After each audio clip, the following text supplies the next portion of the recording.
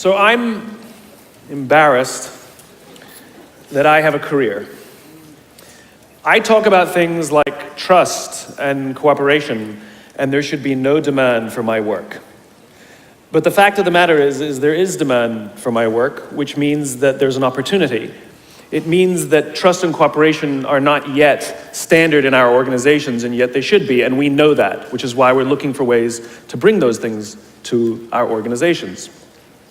So I thought I would do something a little different today. You know, when you're speaking to tens of thousands of people and you have the opportunity to share a message, of course, most rational people would say, let's go with something I've talked about lots of times and I'm really good at, but I'm not normal, so I'm going to do something completely new, and I hope this works out. There are two things that I think that great leaders need to have: empathy and perspective. And I think these things are very often forgotten. Leaders are so often so concerned about their status or their position in an organization, they actually forget their real job. And the real job of a leader is not about being in charge, it's about taking care of those in our charge. And I don't think people realize this, and I don't think people train for this. When we're junior, our only responsibility is to be good at our jobs. That's all we really have to do. And some people actually go get advanced educations so that they can be really good at their jobs, accountants or whatever, right? And you show up and you work hard, and the company will give us tons and tons of training how to do our jobs. They'll show us how to use the software, they'll send us away for a few days to get trained in whatever it is that we're doing for the company. And then they expect us to go be good at our jobs. And that's what we do. We work very hard. And if you're good at your job, they'll promote you. And at some point, you'll get promoted to a position where we're now responsible for the people who do the job we used to do, but nobody shows us how to do that. And that's why we get managers and not leaders. Because the reason our managers are micromanaging us is because they actually do know how to do the job better than us. That's what got them promoted. Really what we have to do is go through a transition. Some people make it quickly, some people make it slowly, and unfortunately some people will never make that transition at all. Which is we have to go through this transition of being responsible for the job and then turning into somebody who's now responsible for the people who are responsible for the job. And as I said before, one of the great things that is lacking in most of our companies is that they are not teaching us how to lead. And leadership is a skill like any other. It is a practicable, learnable skill. And it is something that you work on. It's like a muscle. If you practice it all the days, you will get good at it and you will become a strong leader. If you stop practicing, you will become a weak leader. Like parenting, everyone has the capacity to be a parent. Doesn't mean everybody wants to be a parent, and doesn't mean everybody should be a parent. Leadership is the same. We all have the capacity to be a leader. Doesn't mean everybody should be a leader, and it doesn't mean everybody wants to be a leader. And the reason is because it comes at great personal sacrifice. Remember, you're not in charge, you're responsible for those in your charge. That means things like when everything goes right, you have to give away all the credit. And when everything goes wrong, you have to take all the responsibility. That sucks, right? It's things like staying late to show somebody what to do. It's things like when something does actually break, when something goes wrong, instead of yelling and screaming and taking over, you say, try again. When the overwhelming pressures are not on them, the overwhelming pressures are on us. At the end of the day, great leaders are not responsible for the job. They're responsible for the people who are responsible for the job. They're not even responsible for the results. I love talking to CEOs and say, what's your priority? And they put their hands on their hips all proudly and say, my priority is my customer. I'm like, really? You haven't talked to a customer in 15 years. There's no CEO on the planet responsible for the customer. They're just not. They're responsible for the people who are responsible for the people who are responsible for the customer. I'll tell you a true story. A few months ago, I stayed at the Four Seasons in Las Vegas. It is a wonderful hotel. And the reason it's a wonderful hotel is not because of the fancy beds. Any hotel can go and buy a fancy bed. The reason it's a wonderful hotel is because of the people who work there.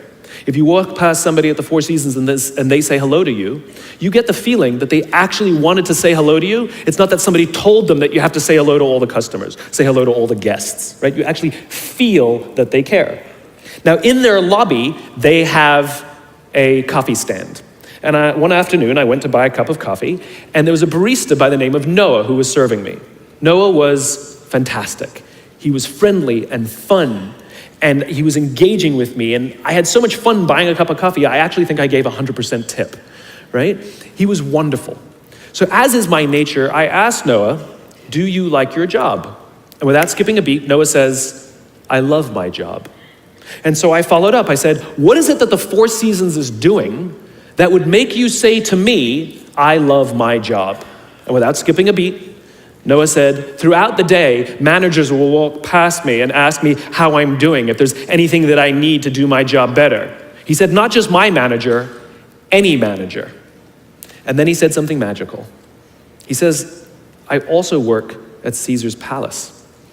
And at Caesar's palace, the managers are trying to make sure we're doing everything right. They catch us when we do things wrong.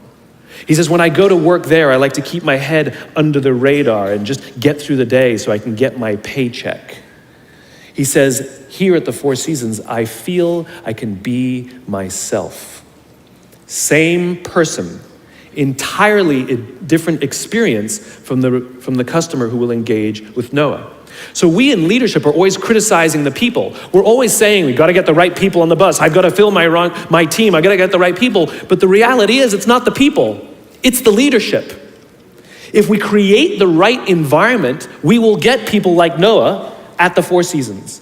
If we create the wrong environment, we will get people like Noah at Caesar's palace. It's not the people. And yet we're so quick to hire and fire. You can't hire and fire your children. If your kids are struggling, we don't say, you got to see at school, you're up for adoption. So why is it that when somebody has performance problems at work, why is it that our instinct is to say, you're out?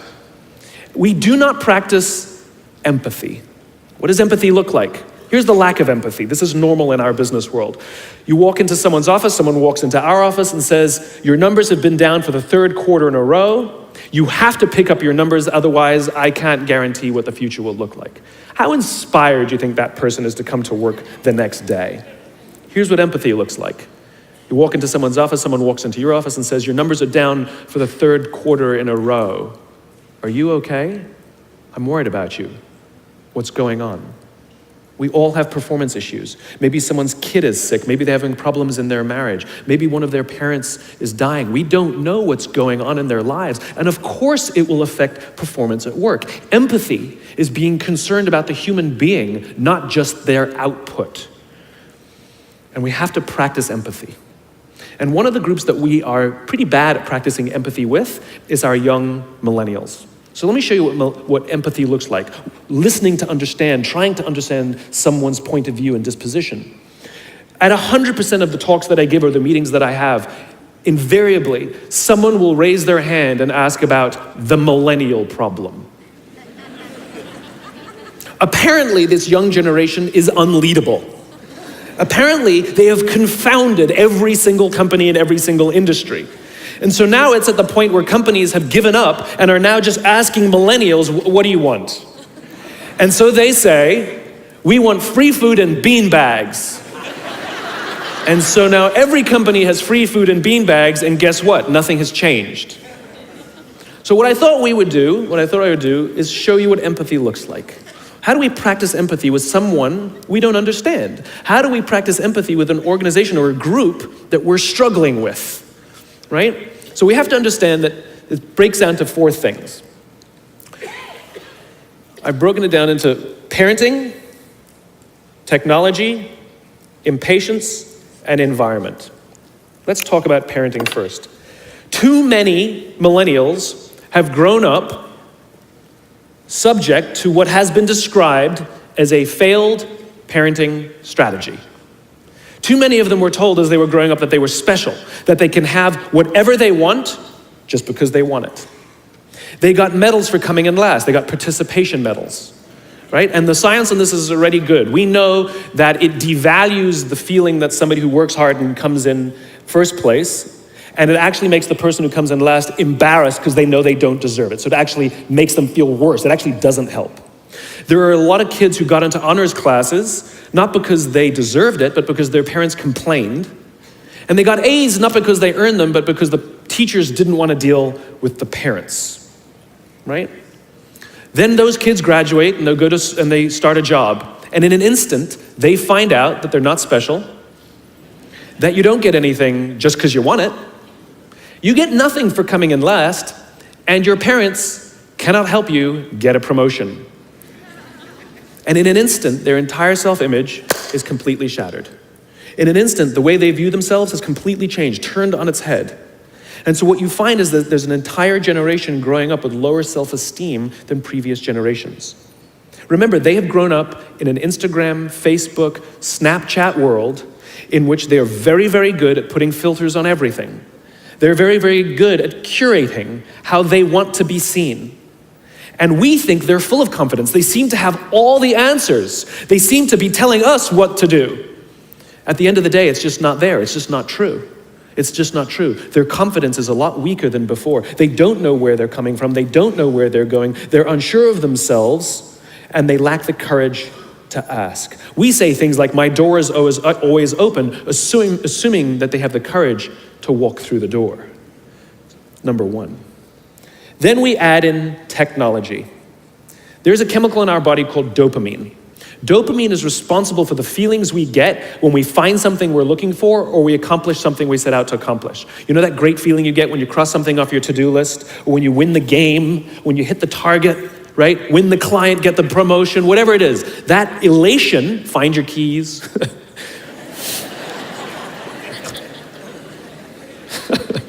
That elation comes from a chemical in our body called dopamine. Right? Now, other substances, other things that release dopamine include alcohol, nicotine, gambling. That's what makes us feel good when we engage with those things, and it's the root of a lot of addiction. In fact, almost every alcoholic on the planet discovered alcohol when they were teenagers. You see, when we're very, very young, the only approval we need is approval from our parents.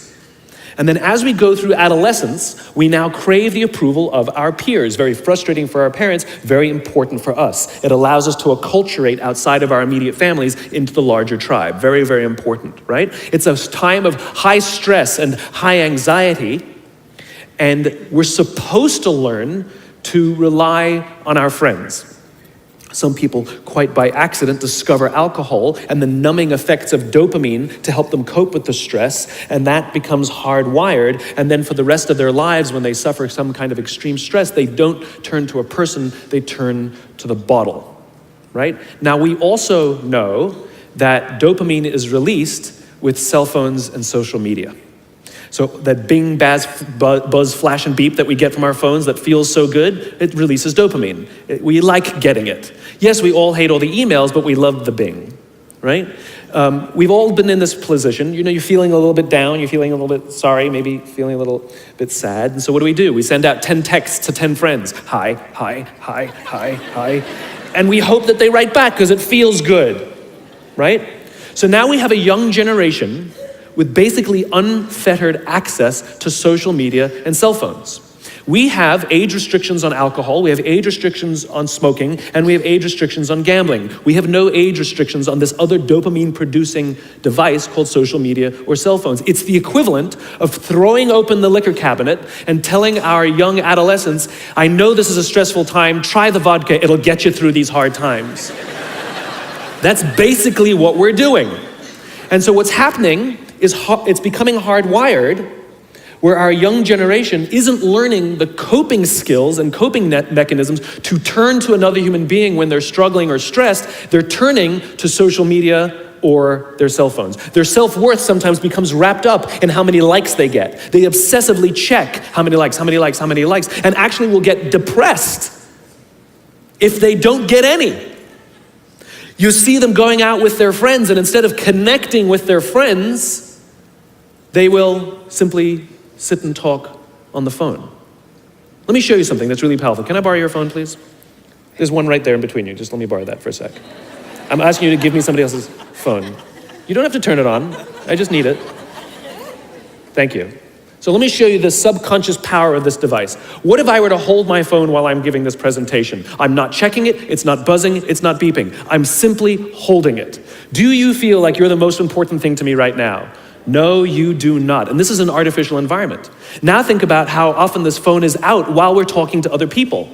Hey boss, can I talk to you? Sure, what's on your mind? As opposed to, sure, what's on your mind? We go out for dinner or lunch with our family and our friends.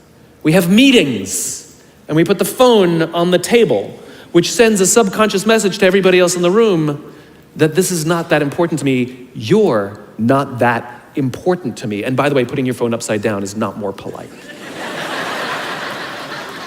This is my favorite one, where the phone rings in the middle of a dinner, in the middle of a lunch, in the middle of a meeting, and somebody goes, I'm not gonna answer it. Oh my God, just so magnanimous. Right? Thank you. Right? Put it away, keep it away, because what it does is it actually hurts our ability to relate to each other. Now you look at young kids these days, they're on them all the time. I don't blame them, it is addiction. We yell and scream at them, but it's like yelling and screaming at an alcoholic. It doesn't help the fact that it's a chemical addiction. Right? So you take an insecure generation that now, through no fault of their own, struggles to cope with stress. They don't know how to cope with and deal with stress. And as they have told me, many of them will admit that they struggle to form deep, meaningful relationships. They will admit that many of their friendships are superficial. Right? That their friends they know would cancel on them if they get a better plan, that they wouldn't really know who to talk to if they get depressed. And maybe they'll turn to an online support group, which is not a real thing. It's not human, right? And we've seen the impact of this. We're starting to see rises of depression in this generation. We're starting to see a rise of suicide in this generation. We're starting to see a rise of accidental deaths due to drug overdose from this generation. Universities are currently dealing with an epidemic that they've never dealt with before, which is the number of kids requesting leaves of absence due to depression. Right? Now those are all extreme examples. The less extreme and more likely example is that someone will go through life just never really finding joy or fulfillment. And everything's just fine. How's your job? It's fine. How are your friends? They're fine. But no joy, because you just cannot, because joy, fulfillment comes from this. It comes from human interaction. We are social animals and we need it. And we have to learn to rely on our friends. And that skill is desperately lacking.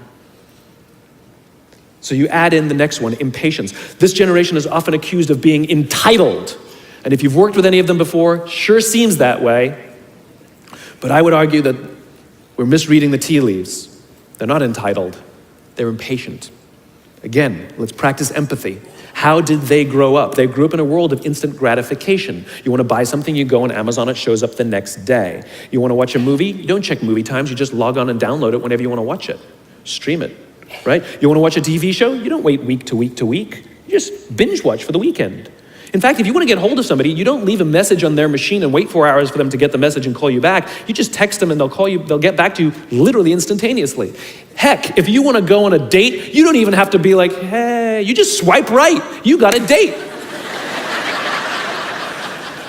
Never learned the skill set of like, what are you doing, right? You can have 4 dates in a night. In other words, everything comes instantaneously. They have falsely applied the instant gratification model to life fulfillment and career fulfillment. They want it all instantaneously. The problem is life, relationships, career are not destinations. Like, look, I found the job I love. That's not how it works. It's not a scavenger hunt. I'm looking for the job that will, no, it doesn't work that way. It's a journey. It's the same with love. It's like, I found love. No, you didn't. You work hard every single day to stay in love. It's a journey. It's as if they're standing at the foot of a mountain. They know exactly what they want. They can see the summit. What they don't see is the mountain. I talked to some recent college grads who are in their entry-level jobs on a regular basis, and I'll ask them things like, how's it going? And they'll say, yeah, I think I'm going to quit. I'm like, why? They're like, I'm not making an impact. I'm like, you've been here 8 months, right? And this is the problem. They see it as destination. I'm not making an impact. I hear it all the time. But they don't even know what that means, impact. Yes, we all want to make an impact. What kind of impact? What do you want to do? How do you want to contribute to the world? This is what vision is. This is what why is. It's become generic and abstract. But the problem is they're wafting around. They're looking for the right, they'll go from job to job to job, hoping that the next one sticks. They go from relationship to relationship, hoping that the next one is the love that I've been looking for. They don't know how to ask for help, and it makes them feel even worse because they can't find the thing that they're looking for. Maybe it's me. So you have an insecure generation that doesn't have coping mechanisms, that wants everything resolved and resolved now. I have a thought, let me just send a text, as opposed to, let me wait an hour when I'm done with lunch with you, and then I'll send my text, for example. And then we get to the fourth and most egregious of the four observations, environment. We're now taking this wonderful, smart, idealistic, ambitious, hardworking, good group of people that were dealt a bad hand, and we're putting them in corporate environments that do not care about them as human beings. Right? We have, for some reason, our work world has changed over the past 20 and 30 years. We are suffering the side effects of business theories left over from the 80s and 90s. And they are bad for people, and they are bad for business. Let me give you an example. The concept of shareholder supremacy was a theory proposed in the late 1970s. It was popularized in the 80s and 90s. It is now standard form today. You talk to any public company and you ask them their priority and they say maximize shareholder value. Really? That's like a coach prioritizing the needs of the fans over the needs of the players. How are you going to build a winning team with that model? But that's normal today. We don't even perceive it as broken or damaged or wrong or outdated. Remember, the 80s and 90s were boom years with relative peace and a kinder, gentler Cold War. Nobody was practicing hiding under their desks in school anymore. We are no longer in those times. These are no longer boom years. These are no longer peaceful times, and those models cannot work today. Here's another one. Mass layoffs. Using someone's livelihood to balance the books, right? It's so normal in America today that we don't even understand how broken and how damaging it is, not only to human beings, but to business. You know, companies talk about how they want to build trust and cooperation, and they announce a round of layoffs. Do you know the quickest way to destroy trust and destroy cooperation in a business, literally in one day? Lay people off, and everyone gets scared. Right? Can you imagine sending someone home to say, honey, I can no longer provide for our family because the company missed its arbitrary projections this year? And forget about the people who lost their job. Think about the people who kept their jobs. Because every single decision a company makes is a piece of communication. And the company has just communicated to everybody else, this is not a meritocracy. We don't care how hard you work or how long you've worked here. If we miss our numbers and you happen to fall on the wrong side of the spreadsheet, I'm sorry, we cannot guarantee employment. In other words, we come to work every day afraid. And we're asking our youngest generation to work in environments where how would any of us ever stand up and admit, I made a mistake? We're constantly being told, you have to be vulnerable. Leaders are vulnerable. What does that even mean? It doesn't mean you walk around crying, I'm vulnerable, right?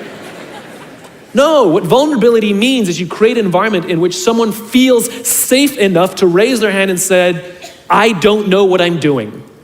You've given me a job and I haven't been trained to do it. I need help. I made a mistake. I screwed something up. I'm scared. I'm worried.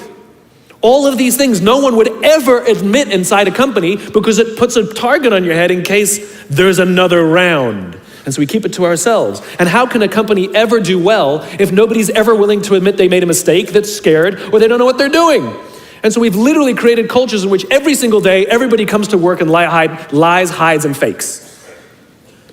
And we're asking our youngest generation to work and succeed and find themselves and build their confidence and overcome their addiction to technology and build strong relationships at work. We're asking them to do this, and these are the environments we've created. We keep saying to them, you're the future leaders. We're the leaders now. We're in control. What are we doing? This is what empathy means. It means if there's an entire generation struggling, maybe it's not them. It's like, the only thing that the common factor in all my failed relationships?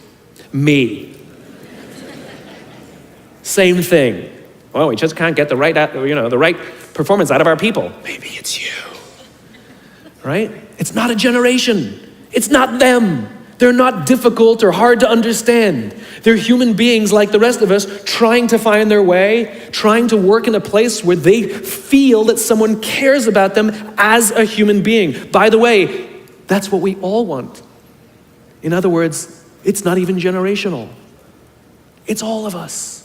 This is the practice of empathy, that if we're struggling to communicate to someone, if we're struggling to help someone be at their natural best, I'm tired of people saying to me, how do I get the best out of my people? Really, that's what you want? They're like a towel, you just wring them. How can I get the most out of them? No, how do I help my people be at their natural best? Right? We're not asking these questions. We are not practicing empathy. We have to start by practicing empathy and relate to what they may be going through. And it will profoundly change the decisions we make. It will profoundly change the way we see the world. Someone's driving to work. You're driving to work. And someone wants to cut into your lane. What do? Do you pull your car up or do you let them in? Most of us pull our cars up and go like this. You wait your turn. Now let's practice empathy. I don't know, maybe they've been out of work for 6 months. Maybe they had trouble getting the kids out to school this morning and now they're running late for a really important interview and they just have to get to this interview and they're gonna cut into our lane. Or maybe they're just a bastard, I don't know. But that's the point. We don't know. We don't know. And the practice of empathy will say, I'll let them in and I'll arrive to work 1 car length late. Right? We don't always have to be right. We don't always have to be in charge. We don't always have to be the one who succeeds. It's not about winning or losing. And that's where I go to the second point. After empathy comes perspective, where it's not about winning or losing. In game theory, there are 2 kinds of games. There are finite games and there are infinite games. And this is how you're going to change your perspective. Right? A finite game is defined as known players, fixed rules, and an agreed upon objective. Baseball, for example. We know the rules, we all agree to the rules, and whoever has more runs at the end of 9 innings is the winner, and the game is over. No one ever says, if we can just play 2 more innings, I know we can come back. It doesn't work that way. The game is over, right? That's a finite game. Then you have an infinite game.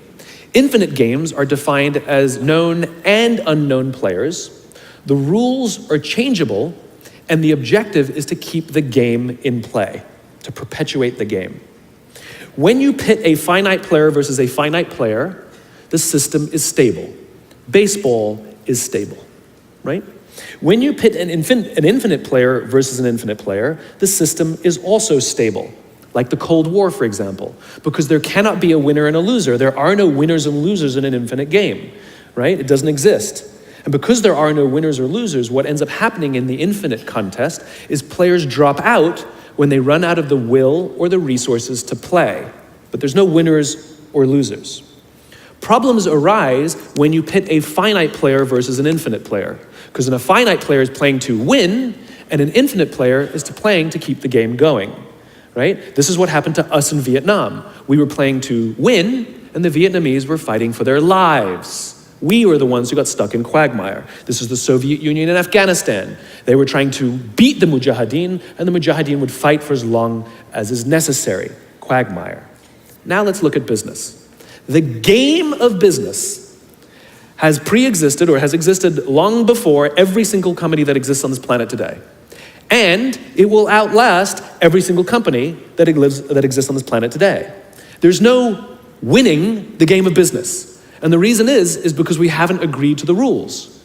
I get such a kick out of this. You realize how many companies actually don't know the game they're in, right? Listen to the language that the companies use. We're trying to beat our competition. We're trying to be number 1. Did you know that we were ranked number 1? Look at the listing.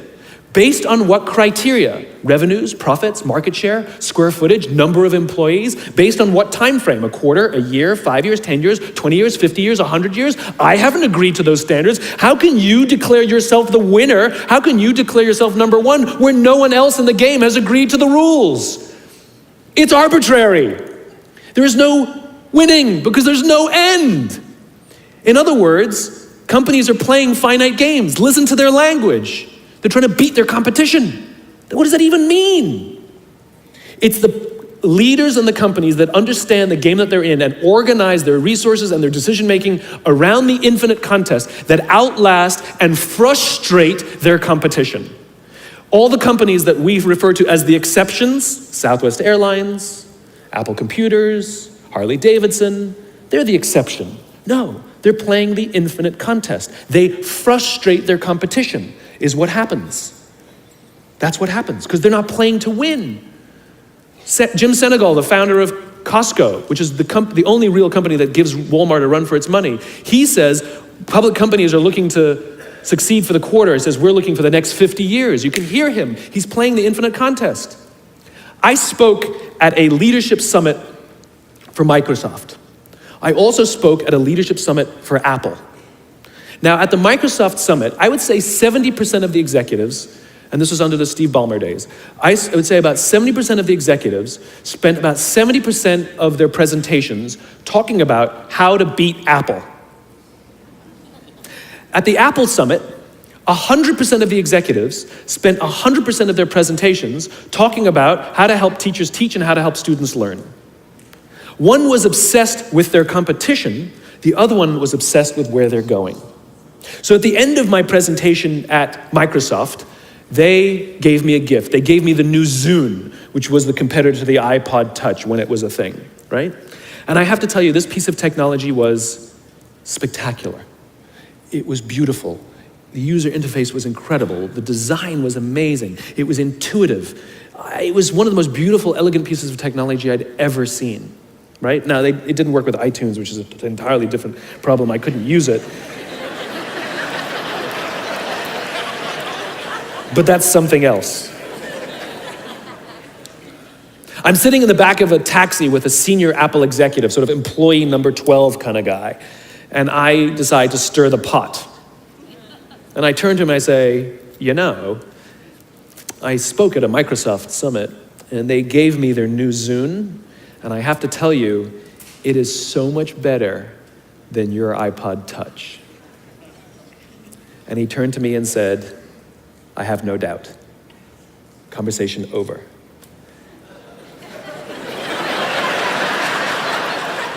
Because the infinite player isn't playing to be number one every day with every product. They're playing to outlast the competition. If I had said to Microsoft, oh, I've got the new iPod Touch, it's so much better than your new Zune, they would have said, can we see it? What does it do? We have to see it. Because one is obsessed with their competition, the other is obsessed with why they do what they do, the other is obsessed with where they're going. And the reason Apple frustrates their competition is because secretly, they're not even competing against them. They're competing against themselves. And they understand that sometimes you're a little bit ahead, and sometimes you're a little bit behind. And sometimes your product is better, and sometimes you're not. But if you wake up every single morning and compete against yourself, how do I make our products better than they were yesterday? How do I take care of our customers better than we did yesterday? How do we advance our cause more efficiently, more productively than we did yesterday? How do we find new solutions to advance our calling, our cause, our purpose, our belief, our why every single day? What you'll find is over time, you will probably be ahead more often. Those who play the infinite game understand it's not about the battle, it's about the war. And they don't play to win every day. And they frustrate their competition until their competition drops out of the game. Every single bankruptcy, almost every merger and acquisition is basically a company saying we no longer have the will or the resources to continue to play, and we have no choice to either drop out of the game or merge our resources with another player so that we can stay in the game. That's what that is. And if you think about the number of bankruptcies and mergers and acquisitions, it's kind of proof that most companies don't even know the game they're in. You want to be a great leader, start with empathy. You want to be a great leader, change your perspective and play the game you're actually playing. Thank you very much.